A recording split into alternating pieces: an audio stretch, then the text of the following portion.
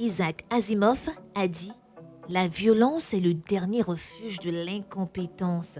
Dans le couple, aucun des conjoints n'est épargné. » La violence peut être la résultante en fait d'un manque de confiance en soi. On peut arriver jusqu'à un point où on manque tellement de confiance en soi, on manque tellement d'arguments que la seule chose qu'on croit qu'on est capable de faire, c'est de violenter l'autre. Dans Les Hommes d'ici aujourd'hui, les langues se délient. On parle de violence conjugale. Encore une fois, les hommes d'ici vont se choquer ici. Bonsoir, j'étais Crépin, j'espère que tu vas bien. Je ne sais vers qui me tourner, du coup je viens directement vers toi pour te parler de ma situation et essayer de... Je souhaite que tu m'aides à trouver une solution. Voilà, mon mari me bat. Il me bat à tout bout de champ, il n'arrête pas de me battre. J'ai l'impression que c'est un passe-temps pour lui de me battre, même dans la rue, ou dans un restaurant, ou peu importe le lieu. J'ai une connaissance qui m'envoie une note vocale. Elle est en train de me dire son mari la bat partout et à tout moment. J'ai l'impression que je suis... quand il a même associé au travail. Oh, s'il n'a pas de choses comme ça, comment ça? En 2022, là, on continue de battre encore une femme. Je suis fatiguée, on va dire en quelque sorte. Mais elle aime. Quand elle parle, on sent qu'elle aime. Chaque fois. Elle a fait une... Non, arrête avec. Il avance la parole, on te bat. Sinon, on te tape, tu fais voilà. Philo, pardon, pas de choses comme ça. Je ne sais pas ce qu'il attend pour le faire, mais... Ça fait pitié. Si aujourd'hui il me bon, là, on fait comment? Non, mais il faut qu'on règle ça. Faut qu'on en parle, non? Je suis amoureuse de lui, mais... On peut pas laisser ça laisser un peu quand même. Ouais, laissons l'autre sujet, là. Si je pars, mes parents vont me regarder d'un œil parce qu'il est riche, voilà. Ah, il est riche. Il est riche, il frappe. Ça veut pas qu'il est riche. Sinon... Je me dis que c'est l'amour qui me retient là, mais...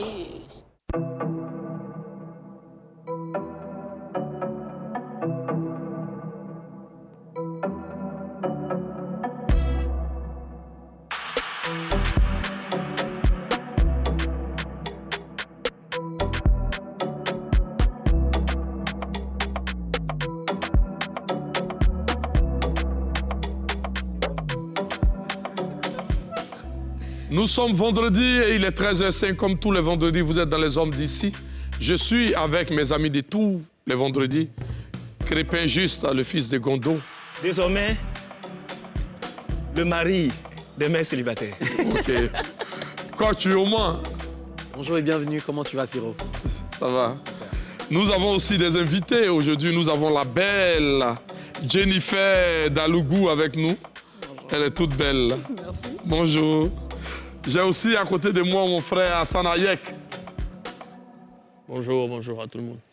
J'ai aussi une juriste renommée, Désirée Okobe. Tu vas bien? Oui, je vais bien. Merci. Nous avons aussi notre ami qui est venu du Canada, Ange Désiré. Ça se voit et ça se sent. Bonsoir à tous.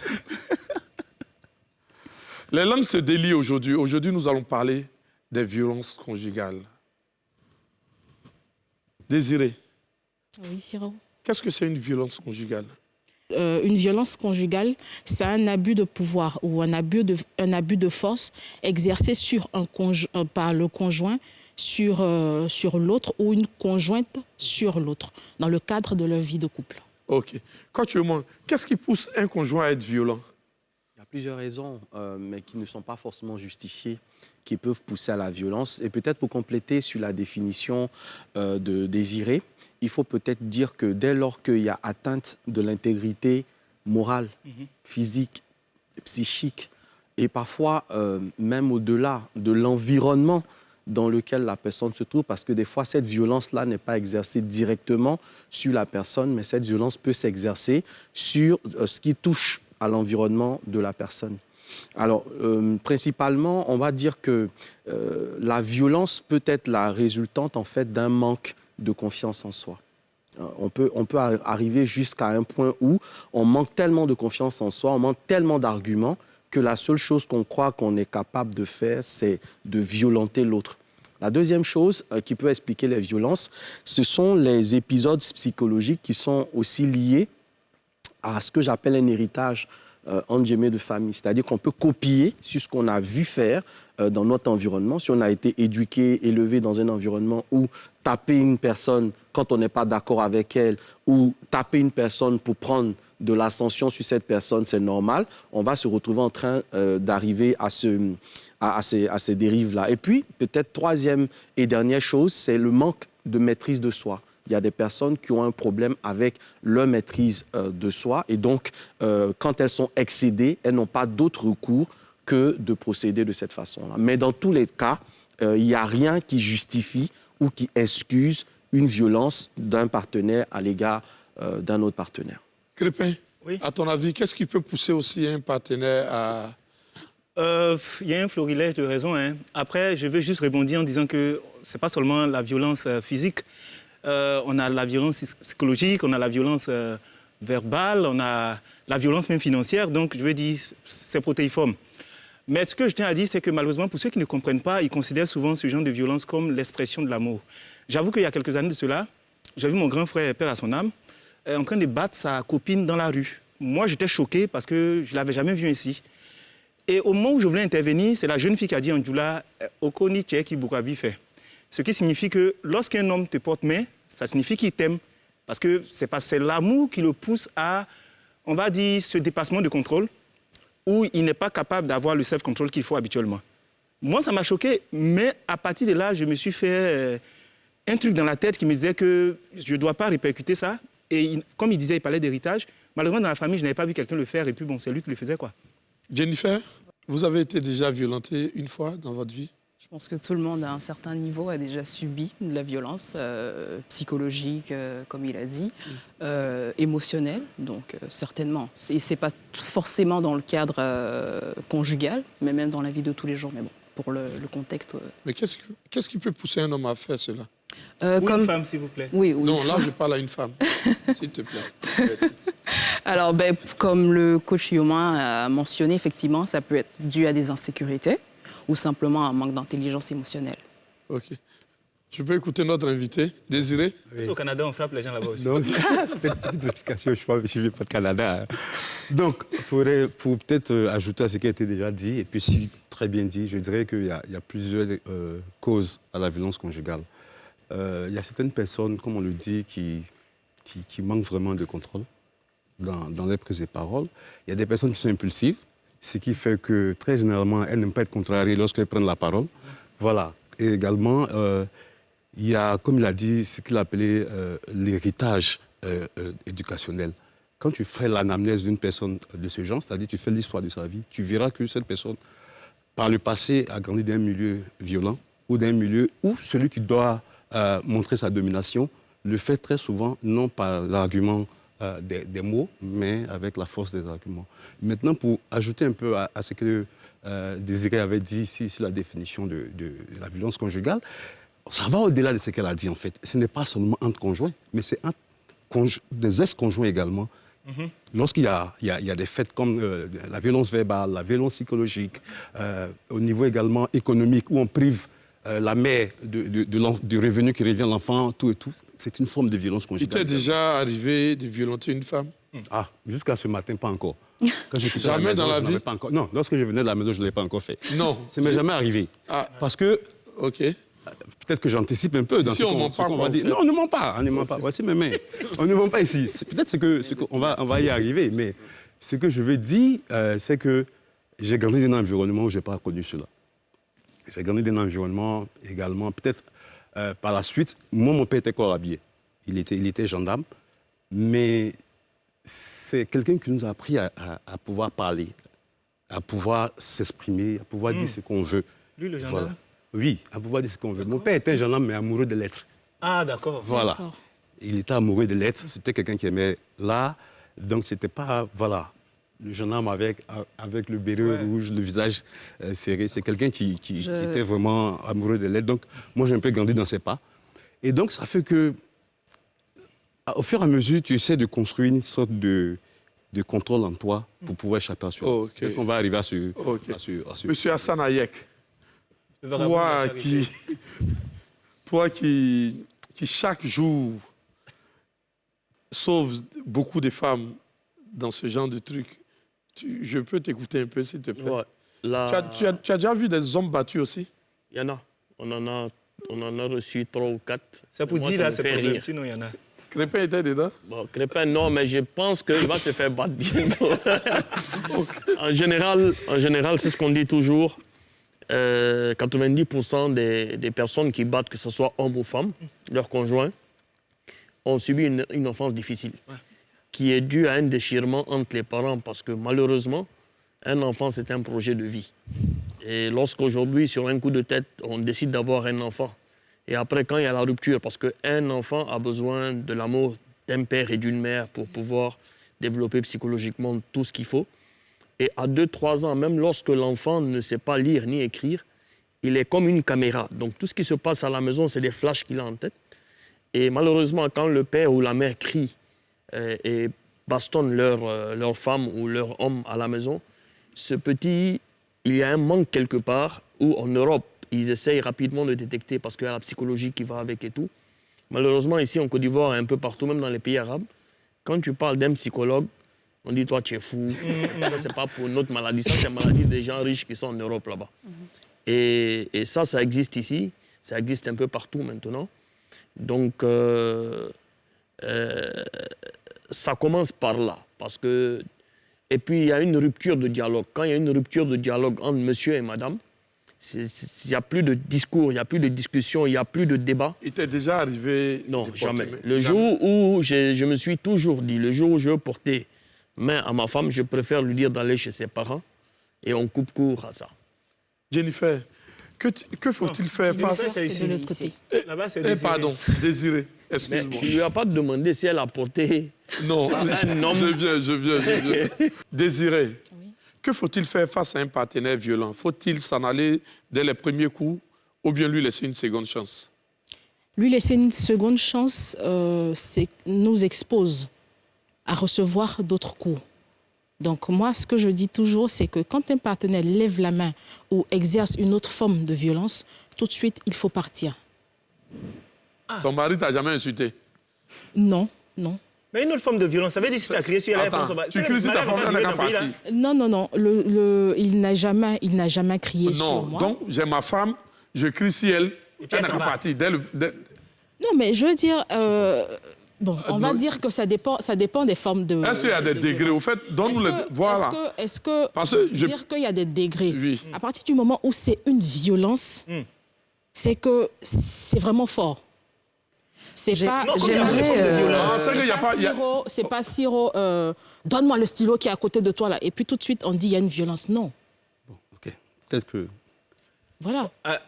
Je ne sais pas si je me fais comprendre. Non. Tu peux intervenir. Oui, je pense que... Je suis un peu perdu, au fait. Très clairement, une violence reste une violence.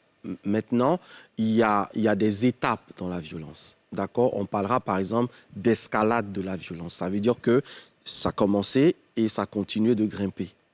Ce que je dis, principalement, c'est qu'il y aura toujours un premier fait, que ce soit une parole, que ce soit une action, que ce soit justement un comportement de violence, il y aura toujours quelque chose qui va vous interpeller.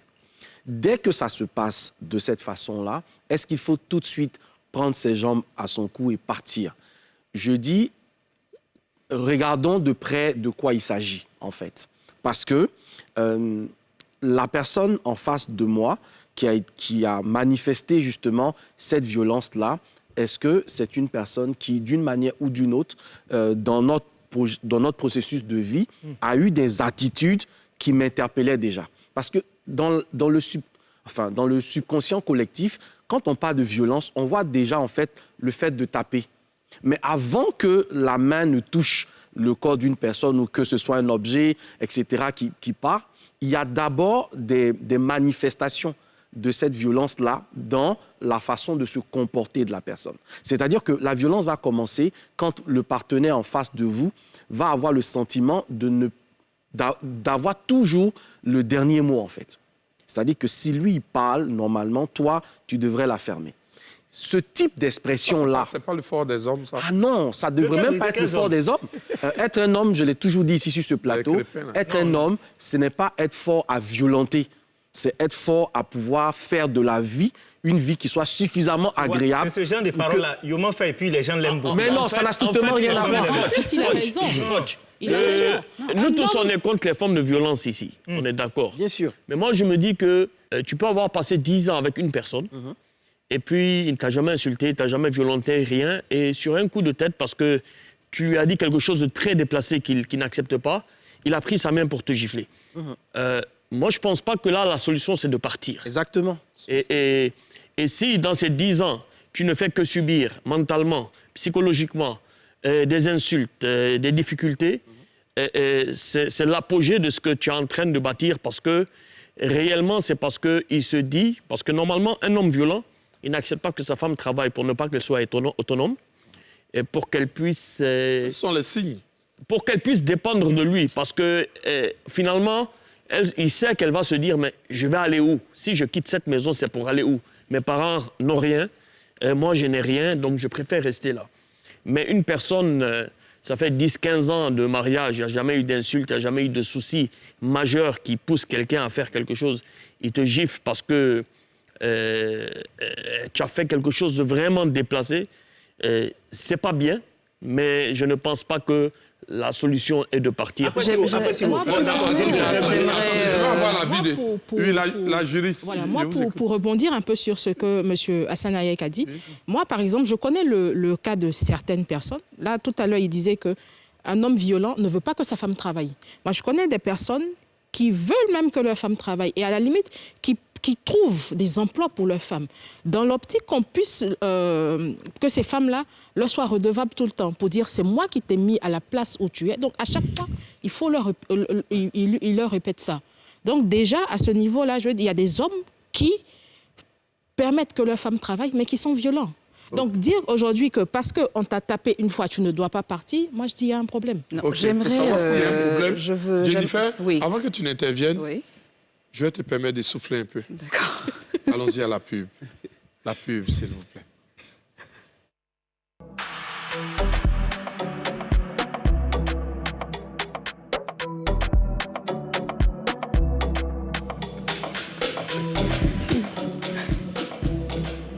Nous sommes vendredi et comme tous les vendredis, vous êtes dans les hommes d'ici sur NCI.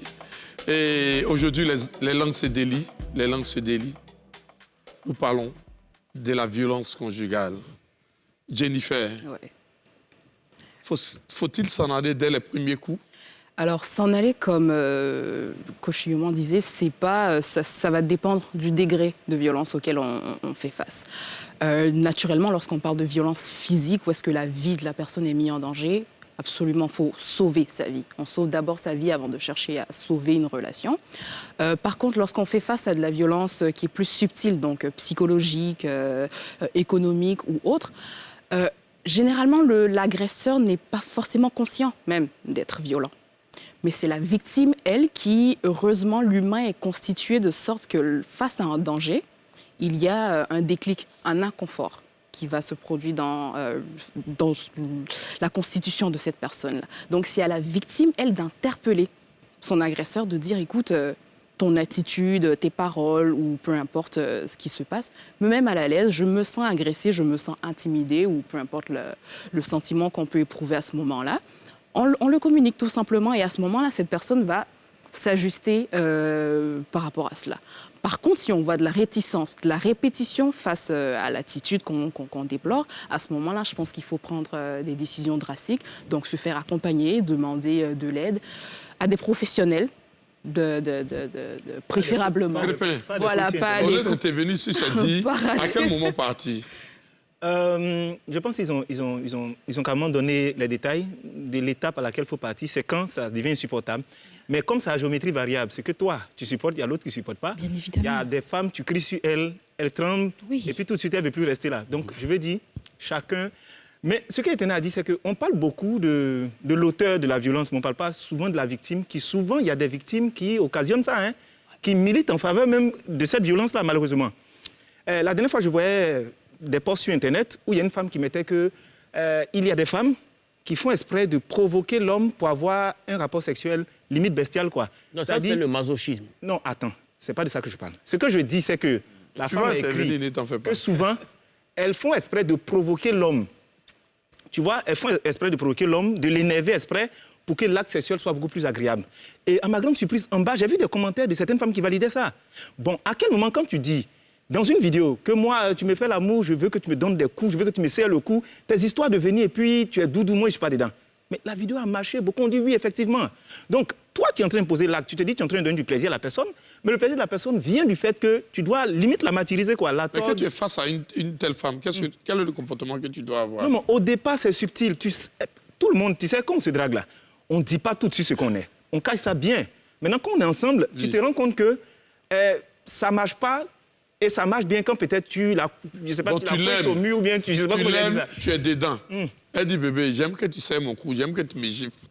Mais c'est un coup là, c'est même Est-ce qu'un jeu sexuel, oui. Un jeu sexuel, on peut l'apparenter voilà, à la violence. Non, c'est de la violence. Quand tu me dis, serre mon cou pour que mes yeux sortent comme ça de ses orbites. C'est de la violence, je ne sais pas comment on appelle ça. Je pense qu'il faut peut-être restituer le contexte dans lequel on évolue. Ce que juste dit peut avoir le sens de violence à quel moment? Vous savez, il y a des personnes qui peuvent avoir un désordre d'ordre psychologique et qui peuvent passer pour des masochistes.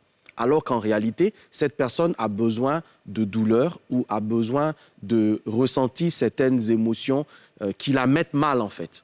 Si vous vous laissez prendre au piège de ce type d'attitude et que vous pensez être en face de quelqu'un de normal, vous allez vous retrouver un matin avoir tué quelqu'un ou avoir commis l'irréparable. Mais c'est quoi la limite? La limite va se trouver dans le fait que même si j'ai un partenaire qui me propose un jeu sexuel ou un jeu érotique, il faut que je sois à l'aise avec ça.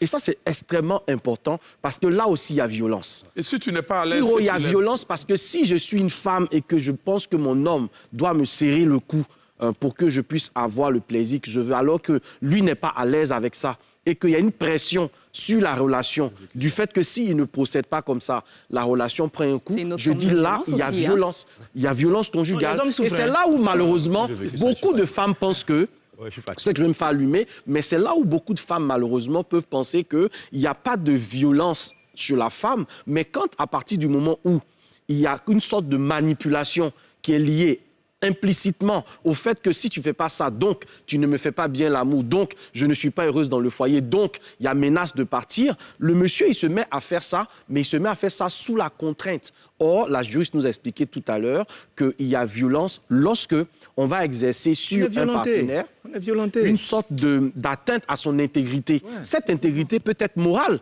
elle peut être psychologique. Donc, ne limitons pas seulement la violence au simple fait de donner des coups volontaires. Des fois, ça peut être involontaire et justement, on a le cas des personnes maso qui ont besoin, par exemple, qu'on leur tape là-dessus avant de se sentir aimé. Mais si c'est comme ça que tu es aimé, il faut que tu ailles te faire soigner. Effectivement. Parce que le masochisme, c'est une maladie. Mais que tu maries un catcheur. Et beaucoup de gens pensent que ça fait partie des styles d'amour ou bien des jeux érotiques, etc. Mais progressivement, on a vu des personnes plonger jusqu'à arriver à des travers. Ouais.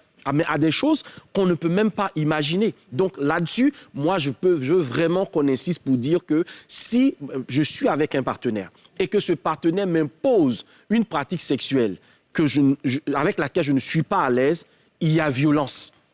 On n'est même pas encore dans est-ce qu'il va me battre, est-ce qu'il va me faire ci, si je ne suis pas à l'aise avec ce que mon partenaire me propose, on doit discuter. Il disait quelque chose tout à l'heure. Tu as parlé à voix basse. Tu as eu à le faire à l'issue de ton propre gré. Oui, j'étais encore plus jeune. Raison pour laquelle j'ai dit à l'issue de ton propre gré. J'étais très jeune et je suis tombé un peu sur une partenaire qui avait un peu toutes les caractéristiques énoncées tantôt par le coach. Et puis, la première fois, moi, ça m'a surpris. J'ai vu que quand... C'est ça qui faisait que ça allait. 2 fois, 3 fois. Qu'est-ce qui allait? Elle aime qu'on serre son cou. Elle aime qu'on serre son cou, que tu l'attrapes, en tout cas, de façon bestiale. Tu l'approches au mur comme ça. Et tout. Mais au bout de... Chaque fois que tu finis de faire tout ça, mais tu es déjà fatigué même pour faire maintenant. Ouais. C'est fatigant. Tu te laisses toutes les forces dans une bataille qui n'a même pas besoin d'avoir lieu, puisque tout est déjà fait pour le faire. Et puis bon moi, au bout de 3-4 rapports, je me Tu allais jusqu'à 4 rapports. Vous avez attendu jusqu'à d'avoir 4 rapports. Mais c'est chic aussi. Vous savez ce qu'on appelle l'expérience de il va changer ou bien elle va changer. Ouais. Le temps de comprendre. On ne se met pas en couple pour changer. Bon, là, je pense non, vas-y.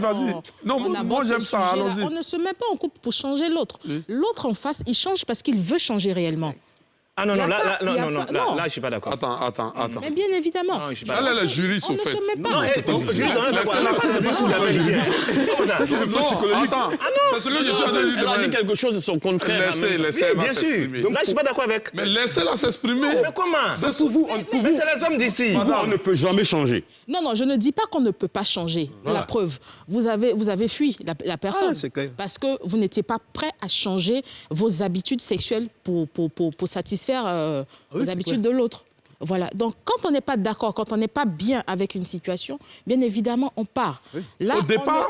Non, mais au départ. Mais à la base, Attends, pourquoi vous on ne se met en donnez couple? jamais de seconde chance, vous. À la base, Non, pourquoi on pas se met qu'on en ne couple? donne pas de Justement. seconde chance. Oui. Il y a des chances qu'on peut donner. Oui. Il y a des chances qu'on peut donner. Oui. Mais elles sont Quand- conditionnées. Voilà. Mais raison pour laquelle il a attendu. Mais oui, j'ai la l'impression condition, que- c'est ça. il a c'est dit, sûr que- il a dit Qu'est-ce après qu'il a 4. fait J'ai l'impression Qu'est-ce qu'il a qu'avec ta fait méthode, on ne communique pas. Qu'est-ce qu'il a Il faut fait communiquer d'abord. Qu'est-ce qu'il a fait justement avant de partir? Il a fait quoi? Il s'est donné 3-4 fois à cette personne En espérant. En espérant le Mais changement. la question, est-ce que vous avez communiqué à votre J'ai partenaire? communiqué sûr. avec elle, bien sûr. J'ai communiqué avec elle. Ce sont- Ouais, vous deux, ok. Est-ce qu'il a accompagné la dame pour se faire suivre? Faut lui pour dire, demander, est-ce que tu as moi, accompagné je la ne dame? suis pas, moi, je ne suis pas un adepte de cette pratique. Je trouve que c'est violent, ça ne me convient pas, donc je ne peux pas faire ça. Mais je pense, ou selon ma position, je pense que tu as un problème. Est-ce que tu ne veux pas te faire assister?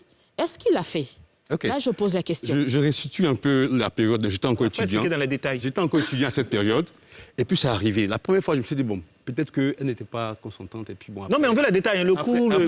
après, elle a bien accepté. Mais au bout de 2 rapports, je me suis dit, mais attends, c'est quoi ça? J'en ai parlé à un grand frère. D'accord. Étudiant, 19 ans, 20 ans, par là, tu découvres encore la sexualité qui n'est pas encore complète dans tout ce que tu peux imaginer. Et donc, tu as besoin de certains repères sexuels, de la même manière qu'elle a besoin des repères sociaux pour s'orienter dans la vie, pour choisir son métier, son travail. Sur le plan sexuel, on a besoin d'avoir des repères. Ça, c'est D'accord. clair. Et donc, je m'informe d'abord. Vous savez qu'en Afrique, c'est même pas seulement en Afrique, la sexualité est très souvent tabou. Donc, tu trouves quelqu'un de confiance, quelqu'un que tu estimes, qui a plus d'expérience sexuelle que toi, et puis tu lui expliques un peu la situation. Non, mon petit, ça là, on appelle ça les go maso. Elles aiment ça. Il n'y a rien de truc dedans, quoi. Il faut la secouer un peu, tu vas le faire. Deuxième fois, moi, je pars. Et troisième fois, maintenant, moi, je pars. J'essaie de le faire, mais je suis essoufflé. Ça me fatigue. Un rapport sexuel n'est pas... Non, c'est pas une C'est compétition. censé hein. vous essouffler lorsque vous avez fini d'atteindre l'orgasme. Pas en jetant des coups ou bien en transpirant. Voilà un peu. Voilà un peu la On sent situation. qu'il en a souffert, hein, ça se sent. Même quand il parle... La dernière fois, moi, j'essaie de parler avec elle. J'ai vu que c'était comme ça. C'est par là qu'elle a Maintenant, fait Silo, l'orgasme. Je lui ai dit Je que... voulais poser une question à Hassan avant. Bon, intervient. Bon, ce que Etena a dit, c'est que c'est vrai qu'on parle beaucoup de violence, mais on ne parle pas assez de la violence verbale à l'endroit des hommes. Non, j'arrive. C'est la question que je voulais poser à Hassan. D'accord, Hassan, il faut commencer et puis je vais renchérir. Pose-lui la question. Yako, Hassan, frère, Yako. Hassan, merci. Toi qui vas toujours vers les victimes, là, parle-nous des hommes battus, violentés. Au départ, quand les gens mettaient que les hommes sont violentés, ça faisait rire beaucoup de personnes parce qu'ils pensaient que ça n'existait pas. Et ils disaient que c'est parce qu'il a envie de se faire violenter. Mais je suis allé chez quelqu'un qui m'avait appelé, c'était urgent. Je suis allé avec un de mes gars.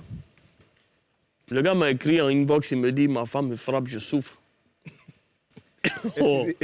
Donc nous, on est partis, c'était à Bobo, quelque part là-bas. Voilà le gars qui est comme ça. Il est bref, hein? Et il est petit comme ça. Mais sa femme, Chaque chose aime son contraire. Ouais. sa femme, peut-être, elle fait à peu près, c'était 120, 130 kilos. Elle est grande de taille, en forme. Donc, quand moi, j'ai commencé à regarder, j'ai commencé à rire. Pour moi, pour l'instant, c'était un amusement. Donc, je le prends de côté, je dis, mais Abi, qu'est-ce qu'il y a Tu te fous de nous ou bien... Il a commencé à pleurer. On est rentré. J'ai dit, mais mamie, qu'est-ce qui se passe? Il dit, il est fainéant. Il ne veut pas travailler. Mamie, j'ai dit de quitter la maison. Il ne veut pas quitter, il veut dormir, il veut manger. C'est moi qui fais tout le travail. Donc, à un moment donné, on est sorti, on a dit, ah, jeune, la femme l'a dit, tu ne travailles pas, tu ne fais rien. C'est elle qui paye tout. Et puis, tu viens parler toujours. Donc, vas-y, il dit d'aller où? Je ne peux aller où? Donc, lui aussi, il n'a pas le choix. Il est calé ici, il est assis. Donc, la forme de violence aussi faite aux hommes, elle existe. Mais je pense que la plupart du temps, c'est les hommes qui sont responsables de ça. Crépin. En fait, je me rappelle à l'époque, mon père était encore habillé. Excusez-moi, je suis en train de pouffer des rires, le sujet est Parce que si sérieux. moi, j'ai une femme comme Crépin, mais il le frappe chaque jour. Alors, il y a un monsieur qui est venu pour se plaindre de violence, tout ça. Mais il voulait vraiment passer le message en sourdine. Donc elle est venue, il a chuchoté. Kéa, ma femme me frappe. C'est la réaction du corps habillé qui m'a dépassé. Il dit, tu dis quoi? Et puis il fait, hé les gars, venez. Il y a un gars ici là. Mais toi, tu n'es pas un homme. C'est quoi ces manières, tu vois? Et c'est des choses qui font que ça gêne. Effectivement. Pendant la Covid-19, quand on a mis tout le monde dans la maison, il y avait un voisin qui se faisait battre par sa femme. Mais il ne peut pas crier. Nous, on savait... Tu vois, il a une façon de... Des cris étouffés. Des cris étouffés. Tu sens que... C'est chaud. Et le matin, tu voyais le monsieur vraiment supplicié, tu méfiais, tout ça. Mais il ne peut pas dire, parce qu'il considère que son ego d'homme est touché. Mais en vérité, comme je disais tout à l'heure, il y a beaucoup de femmes, c'est de la violence verbale. Parce que c'est dit, sur le terrain du physique, tu as des avancées par rapport à elle. Donc, elle va faire le casting des mots les plus douloureux. Elle va t'insulter, et puis à chaque fois, on dit non, mais si elle fait, il ne faut pas que tu aies réagi. Il y a des gens qui n'étaient pas violents dès le départ. Mais il y a un matin, il ne sait pas à quel moment le coup est parti. Ouais. Moi, mon père, par exemple, quand sa femme fait beaucoup de bruit, le monsieur prend la clé de sa voiture, il démarre, il va, il s'assoit à côté, après il revient. Donc, il venait crier sur nous, il dit, le vieux, la femme l'a crié sur lui, et puis c'est nous, il vient frapper. Ça, après, il m'a fait asseoir, il m'a dit, mon petit, si tu veux la paix, il ne faut pas rentrer dans ça, parce que, mais j'entendais quand même des choses très dures que sa femme disait, hein, parce qu'elles sont en colère aussi, elle ne gère pas ça. Ouais. Donc, c'est bien de mettre en avant, oui, les hommes sont violents physiquement, mais il faut parler à nos soeurs aussi. Quand tu sais que tu ne mouilles pas le gars qui est en face de toi, il ne faut pas le pousser à bout. Il ne faut pas le provoquer verbalement. Je voulais te poser une question. Je voulais te poser une question. Oui, vas-y. Pas que j'oublie l'idée après. Hein. Bon, donc vas-y. Il y a la violence non verbale.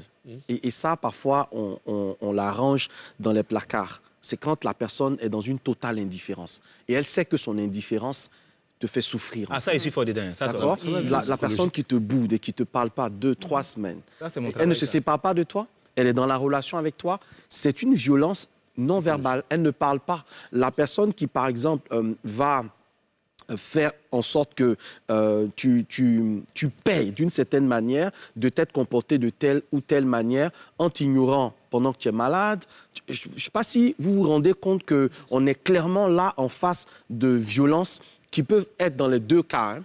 Toujours dans les violences non verbales et qui sont l'objet de manipulation, ça peut être chez la femme comme chez l'homme, le fait de se refuser à son partenaire pour n'avoir pas fait sexuellement, pour n'avoir pas fait ce qu'on veut ou pour ne pas aller, par exemple, dans le sens qu'on veut. On a des expressions, hein, ils ferment les frontières, couper le robinet, etc. Comme si, en fait, finalement, la sexualité devenait une arme redoutable entre les mains du ou de la partenaire pour obliger l'autre à décider ou à faire un certain nombre de choses. Tout ça, on est clairement dans des cas de violence conjugale et c'est important que parfois on puisse lever aussi un coin de voile sur ces différents aspects-là. Chez les hommes, par exemple. J'ai plus partie de la manipulation. C'est une violence. De la manipulation émotionnelle. Parce que la manipulation est une forme de violence.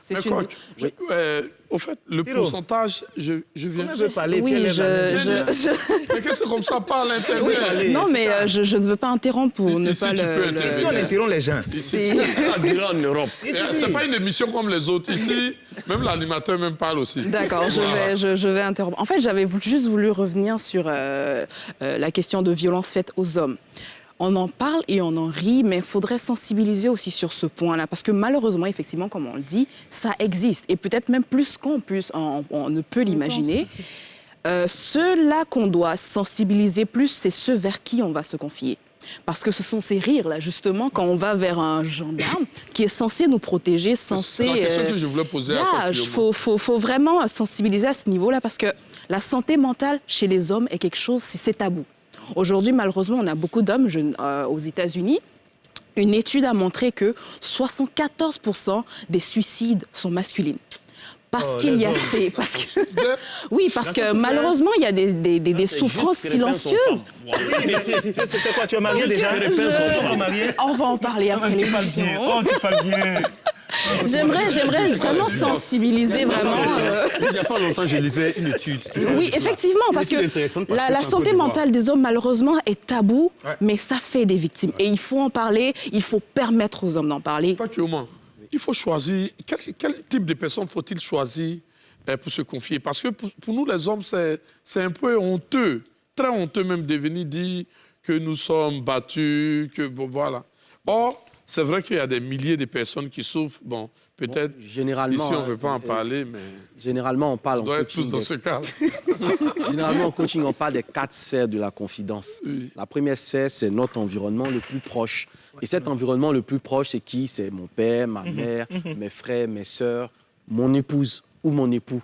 Or, malheureusement, quand c'est cet époux-là qui, finalement, me bat ou me violente, le cercle se referme. Pourquoi? Eh bien, parce que des fois, on se dit qu'en allant expliquer ce qui se passe, qui est une violence, c'est exposer son couple. Donc, on a cette éducation qui, malheureusement, fait beaucoup de victimes aujourd'hui dans les couples. Et c'est important, peut-être au cours de cette émission, de préciser les cas dans lesquels on parle d'exposer son couple ou de ne pas l'exposer. Quand j'ai en face de moi quelqu'un qui s'en prend à mon intégrité physique, mentale, morale, etc., j'ai rien à protéger, en fait, clairement. Il faut pouvoir en parler. La deuxième sphère, ce sont les amis. Les amis, donc, voilà, les amis, ceux qu'on a rencontrés sur notre parcours scolaire, estudiantin, etc.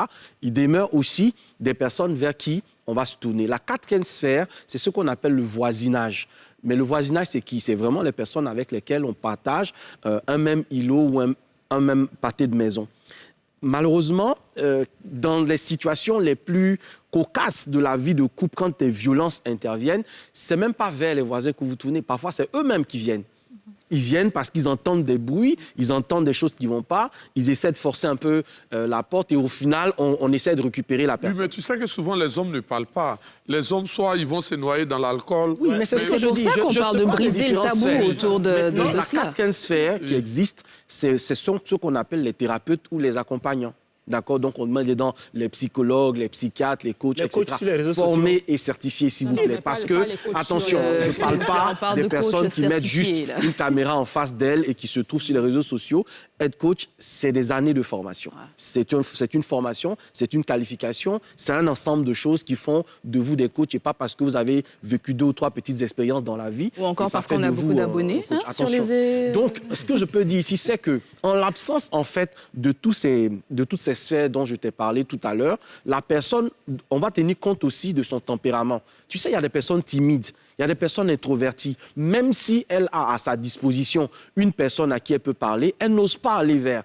En général, ces personnes-là vont être détournées vers des addictions qui vont être des sortes ça devient une conférence maintenant. D'accord, ça va être des addictions. Attends, on parle de quelque chose de sérieux, s'il te plaît. Donc, ça va être des formes d'addiction. Donc, aller boire un coup en se disant que je me noie dans l'alcool. Après, ça me permet de surmonter la situation. D'autres fois, ça va être dans d'autres formes d'addiction, un peu plus graves, qui te permettent en fait d'oublier ta réalité. Donc certaines personnes vont développer des comportements sociaux qui leur permettent de nier leur réalité. Ça s'appelle tout simplement le déni, mais ça ne résout pas le problème. Et je pense que ce type d'émission-là, pendant que nous les faisons, ça donne l'opportunité à quelqu'un qui nous regarde et qui nous écoute de se dire « Ah tiens, il y a des spécialistes qui existent en toute confidentialité à qui je peux m'adresser et qui ne me rira pas au nez parce que j'ai expliqué que mon épouse m'a donné une raclée et qui ne me minimisera pas ou qui ne me sous-estimera pas en estimant que mais t'es un homme, comment est-ce que tu peux te comporter comme ça? Il y a cette conception-là de l'homme macho, comment on peut te gifler, comment une femme même peut te gifler. Sur quoi elle s'est arrêtée pour le faire. Et comme tu n'as pas envie d'entendre ce type de stigmatisation, donc tu restes dans ton coin. Malheureusement, en restant dans ton coin, tu ne t'améliores pas et la situation va parfois de mal en pis parce que le violent, là, il a toujours le sentiment qu'il peut faire un peu plus pour te faire comprendre sa domination. C'est là où je parle d'escalade parce que la première fois, il t'a crié là-dessus. La seconde fois, il t'a secoué. La troisième fois, il t'a plaqué au mur. La quatrième fois, c'est une claque. La prochaine fois, ça va aller toujours plus fort et toujours plus mal. Et au final, on se retrouve avec quelqu'un qui meurt, en fait, sous des coups assassins. Pour ne pas renier votre réalité et pour ne pas vous noyer dans du n'importe quoi, soufflez un peu en allant à la pub.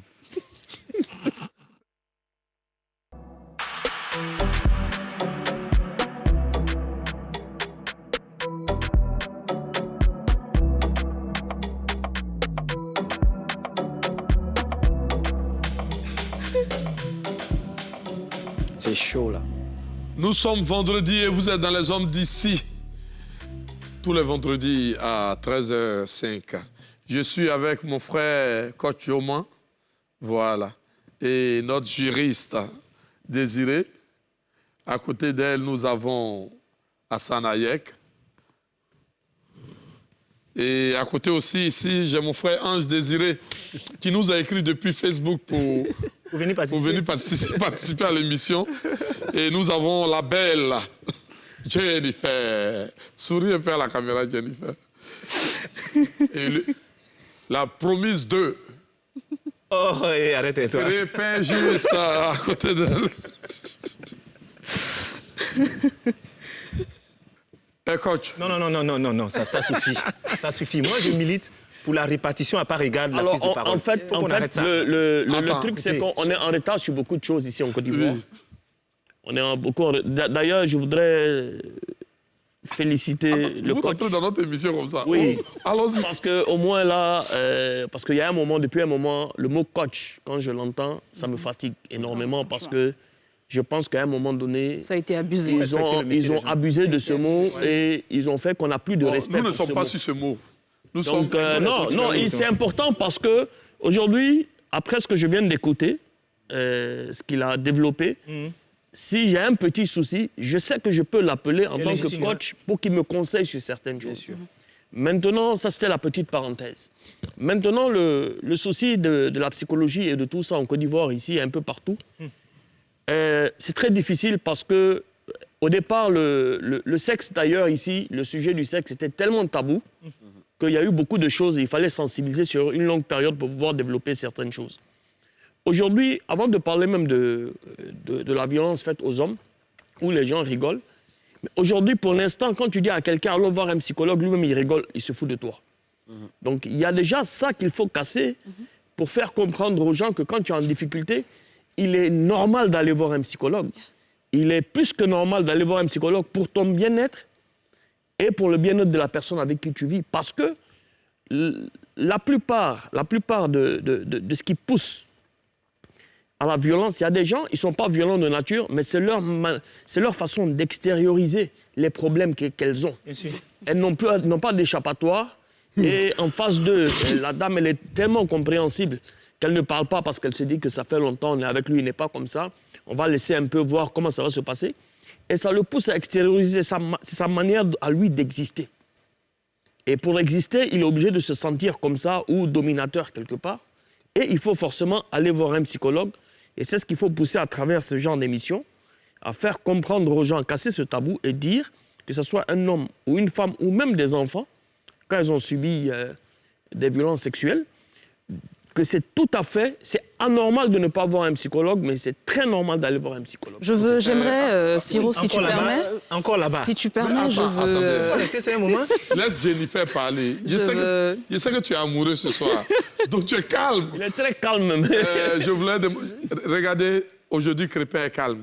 Oh, il raconte quoi? Tu seras à toutes nos émissions, hein, Jennifer. Volontiers. En fait, j'aimerais juste renchérir sur ce que M. Hassan est en train de dire par rapport à sensibiliser.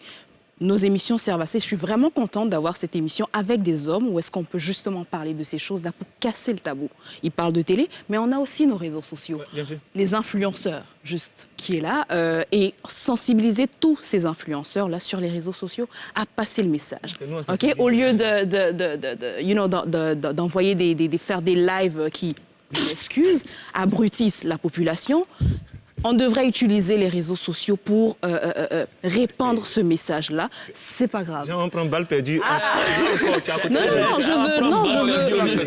Je veux vraiment... parce que c'est un sujet, c'est sérieux, OK?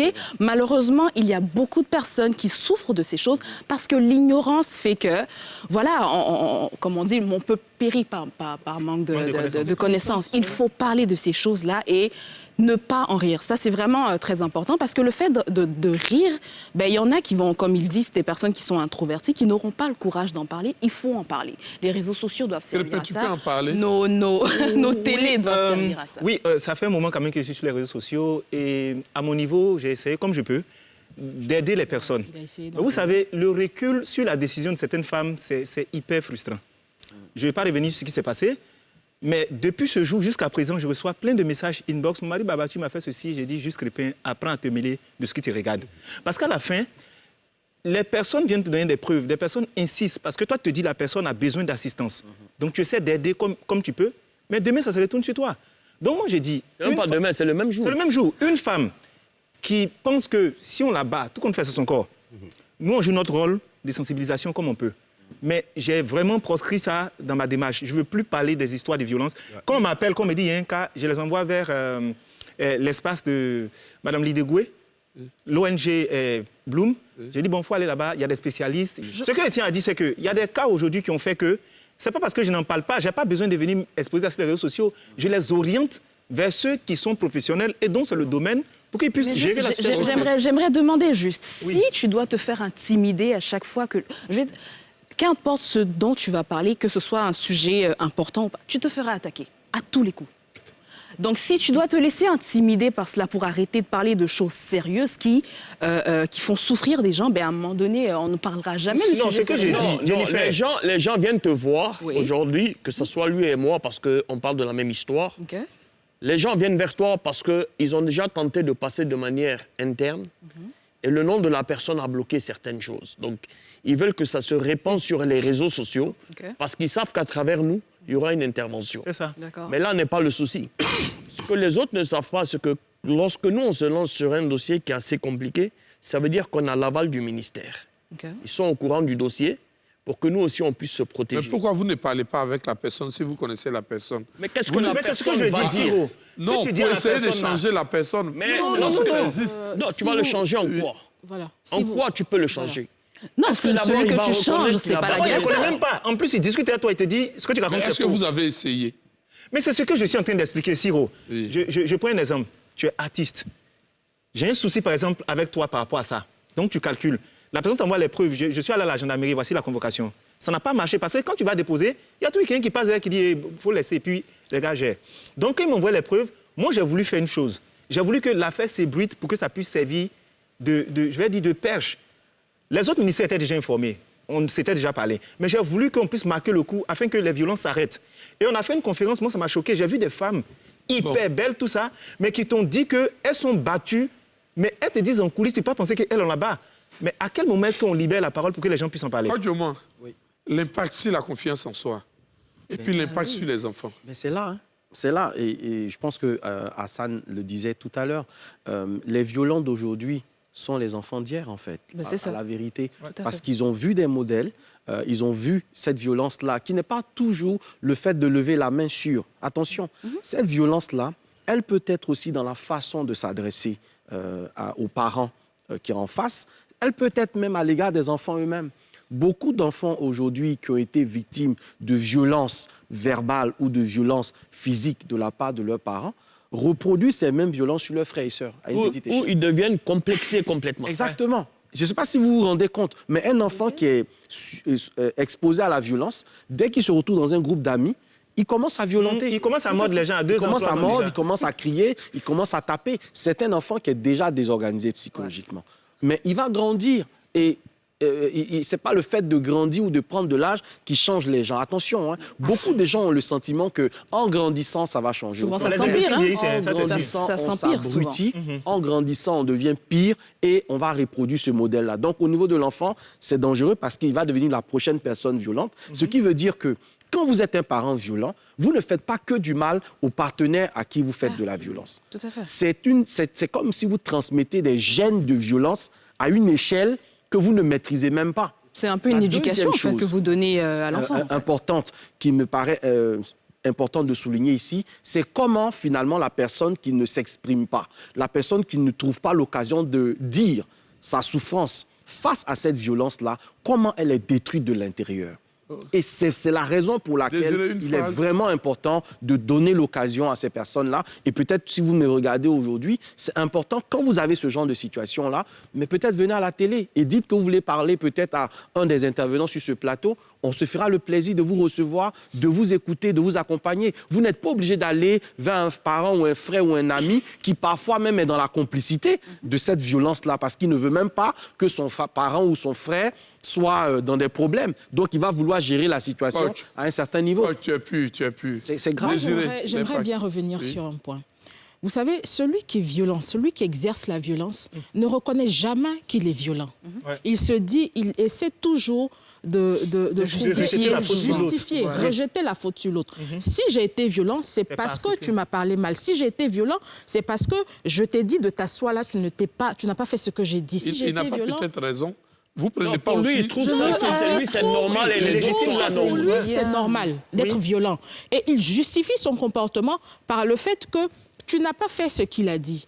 Mais non, les choses ne doivent pas se passer comme ça. C'est pour ça que je disais tantôt, à partir du moment où il y a eu une première forme de violence, en ce moment-là, il faut tirer la sonnette d'alarme. Parce que les violences, nous savons tous ici que la violence monte crescendo. Ouais.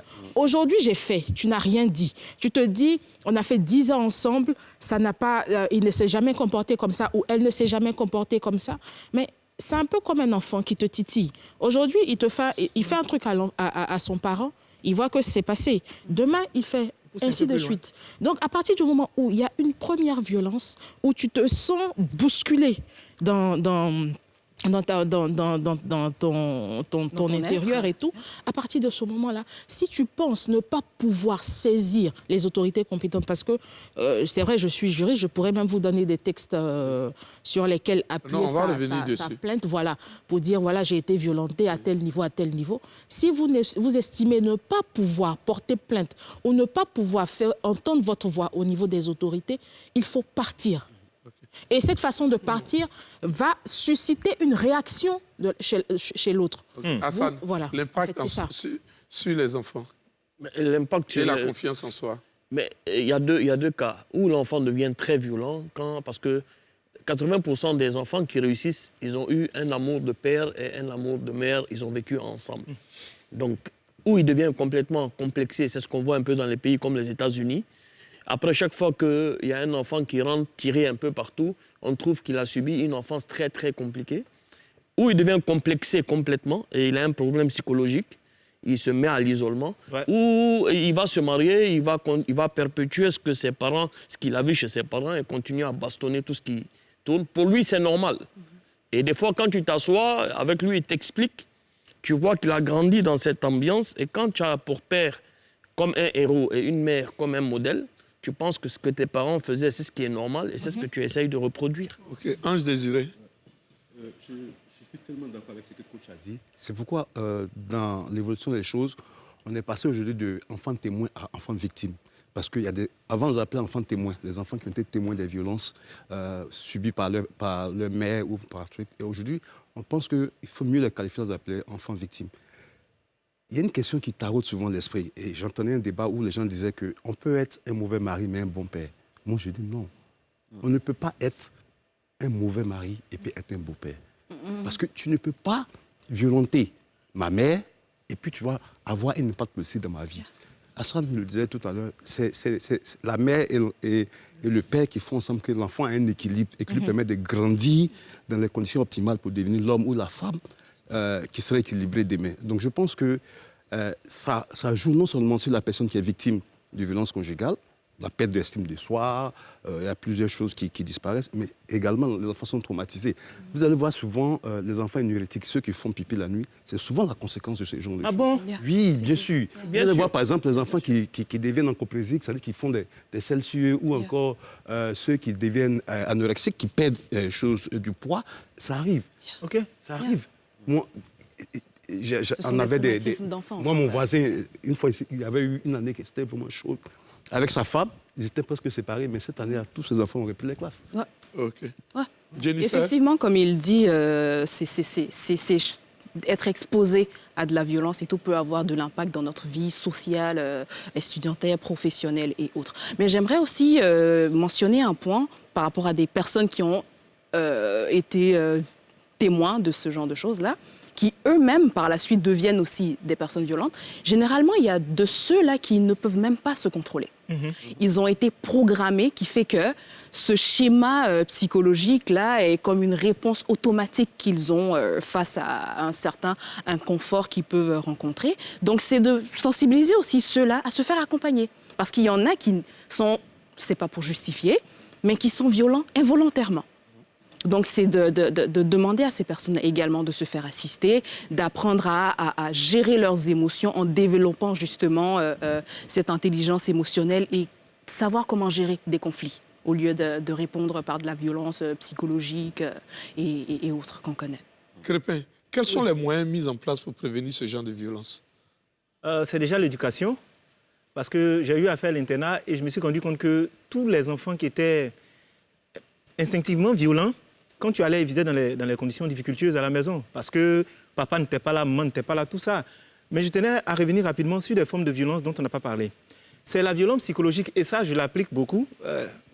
Je vais me faire harakiri. Mais moi, arrivé un moment, je te parle une fois, 2 fois, 3 fois, je ne te parle plus. C'est-à-dire, je suis capable de rester, toi, 2, 3 semaines, je ne te dis pas mot. Parce qu'en fait, je me rends compte que j'ai fini de parler, je constate que tu es constante dans ton attitude, donc je ne parle plus. Il y a des hommes peut-être comme moi, mais l'indifférence, c'est aussi une forme de violence, j'avoue. La punition par le silence. Ce sont des punitions par le silence. Je ne vais pas peut-être te porter un coup, mais on peut être là et puis on dirait, comme si tu ne te connais pas. Parce que jusqu'à ce que tu vas ouvrir peut-être la brèche du débat et puis on aura le temps de discuter. Il y a une forme de violence, c'est la violence financière. Et souvent, c'est arrivé où il y a eu des cas où il y a des femmes qui ont le pouvoir financier, mais qui te martyrisent dans le verbe, dans l'attitude. Tu peux dire quoi? Toi, tu n'es pas un homme, mais toi, tu n'as rien. Et souvent, même cette violence-là, ce sont des mots qui sont mis dans la bouche de la femme par sa famille. Parce qu'en fait, elle a du mal même à aller dire là-bas qui tu es, parce qu'ils vont lui poser des questions, ou bien le jour où on découvre qui tu es, mais tu as toutes sortes de violences, les appels que tu reçois, les situations. Donc, je veux dire, il faut qu'on parle beaucoup des violences financières, parce que ce n'est pas parce que la personne en face de toi n'a pas les moyens qu'il faut que ça donne le droit de piétiner cette personne.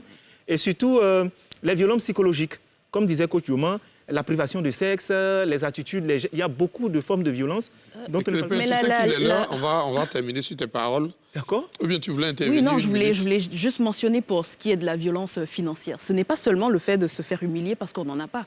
Même le fait d'obliger quelqu'un à faire des dépenses au-delà de ses moyens, c'est aussi de la violence. Ah si c'est ça, c'est que nous tous, on est violentés. Ah non. Nous sommes dans les hommes d'ici.